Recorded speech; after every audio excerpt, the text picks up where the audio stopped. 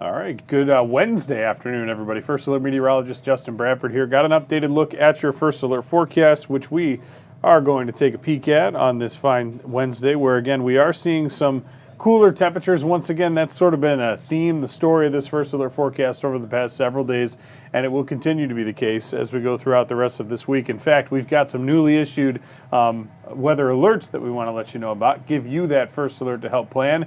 It is a frost advisory. We're going to discuss that in your forecast. We want to take a peek at what's going on outside across mid-Michigan this afternoon. A bit of a gloomy day, and with the cooler temperatures, it's got that feel to it as well. The rain showers have given some dampness to the air, and while it's not actively raining on our sky cams as we take a peek out there right now, you can see that we've got cooler temperatures in the 50s, and at times these rain showers from this morning that have faded out will return. As the afternoon goes on, we're going to take a peek at satellite and radar to show you that right now. In fact, the next wall of light rain, it's just west of I-69 at this hour and moving into the greater Lansing area, 127 as well. So eventually we will see this settle in.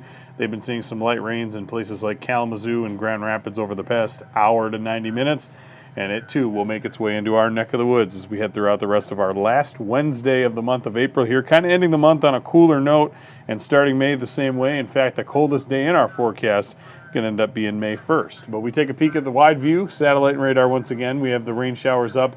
Places like Toronto, Buffalo, New York, Cleveland, Ohio, they're still seeing continued rains from the system that impacted us yesterday. And we once again have got our own rain starting to delve into the picture here. There are some snow showers around the Great Lakes, but they're well to our north. We're not seeing any of them here, which is, of course, good news this time of year. But we are going to deal with some sub-freezing temperatures before this next couple of days is done. So that's going to be the focus here. Next 12 hours, we've got rains just about every hour once we get to about 2:30, 3 o'clock. But they're light rains at that. So we're not expecting a big washout or anything, but a few pesky showers or light drizzle will be on and off as we head throughout the rest of our evening here. Temperatures dipping out of these 50s that we're in today and into the 40s throughout the overnight. We'll eventually see them start to clear away these rain showers as we get late, and then that will be replaced by some cooler air. In fact, we want to give you that first alert that while the few spotty showers and cooler days are both in our forecast, we want to highlight the several cold nights headed our way, and we'll detail that right here. Frost advisories now issued for some parts of mid-Michigan. Now you notice there's only a couple of inland counties. I'm going to kind of briefly explain why that is. So we have Berry, Eaton, Ionia, Clinton, and Gratiot counties. You notice these are all interior counties to Michigan, away from the Great Lakes, and they're also a little bit further west relative to the entire state. That's because near the lakeshore, there's actually a moderating effect where the temperatures are kept warm enough where frost is probably not going to be a concern for those counties right along Lake Michigan. Now, why aren't there frost advisories for some of the other counties? Well, for one, a lot of those counties are into the Detroit National Weather Service office, so they're issued in a different way from the Grand Rapids one, although those two offices often work in conjunction. But Ingham and Jackson counties are in the Grand Rapids office, and they're not in that frost advisory. That's because as the rains start pulling out late, it's looking like areas generally, Eaton, Clinton, and then to the north and west are the places that will see the skies better likely to clear out. That's why we're going to end up seeing temperatures fall close to maybe 35, 34, 33 degrees in those locations, whereas you get to Calhoun, Jackson, Ingham County, and places further east, you probably end up staying above 35 degrees for that overnight low tonight, just because it's going to take a bit longer for that rain and the cloud cover to depart the picture. So that's why we have that sort of cutoff there, and why we've got the frost advisories for the locations in which they are issued. So we're going to keep eyes on that. The hour-by-hour forecast will show how that plays out as the rest of these light rain showers filter through as we approach dinner time and later into the overnight. And again, they're going to be fairly light. We'll taper it off to pockets of spotty drizzle heading into the overnight. Now this model, again, shows temperatures staying upper 30s. I think if we clear some of these clouds and get the showers out of the picture by tomorrow morning, we could have some patchy frost in those areas with the advisory. So mainly north and west in mid-Michigan.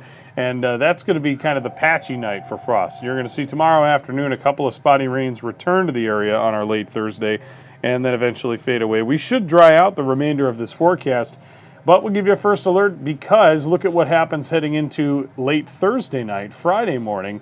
These temperatures on a widespread basis will be near or even below the freezing mark. And so we'll expect probably some more frost advisories to be issued for tomorrow. and it may even go to a hard freeze warning if the temperatures are as cool as this model suggests.